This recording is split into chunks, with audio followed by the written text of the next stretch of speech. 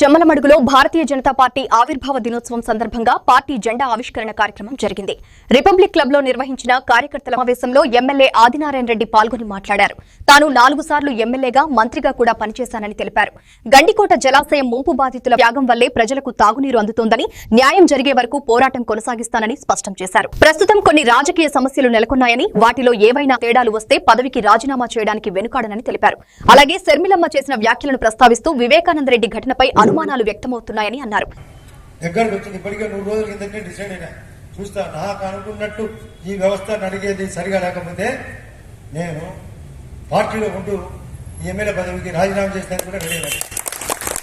నాకేం పెద్ద గొప్ప కాదు, ఇది 4వసారి. నాకు అనుభవం, నేను మంత్రిగా కూడా పనిచేసిన. ఎందుకు అన్ని పనులు ఖచ్చితంగా జరగాలి.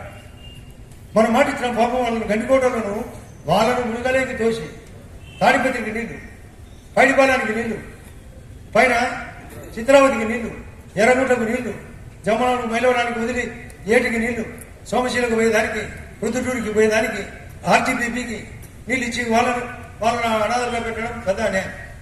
కాబట్టి దానిపైన నేను ఫైట్ చేస్తానా. కోర్టుకు పోతే కూడా నేను సపోర్ట్ చేసిన. రైతులు కోర్టుకు పోయినప్పుడు ఎస్ఆర్ రాజునిది పోయి పర్సనల్గా సీఎం గారికి చెప్పిన, ఎస్ఆర్బీసీది పర్సనల్గా చెప్పిన. ధర్మంలో వాళ్ళకు కొన్ని ఉద్యోగ అవకాశాలు ఇవ్వాలా, భూములు కోరుకున్నందుకు. అది పెండింగ్ ఉంది, అది పెండ్ చేస్తానన్నా. ఈ 4 సమస్యల పైన ఇంకా కొన్ని రాజకీయ సమస్యలు జరుగుతున్నాయి.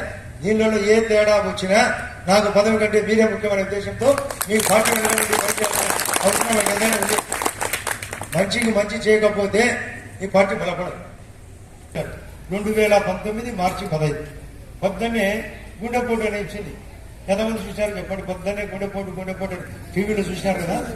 మధ్యాహ్నం ప్లేటు ఫిరాయించింది.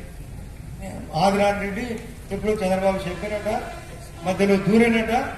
నేను వాడు బీటెక్ రవి సతీష్ నరికి పెట్టాను.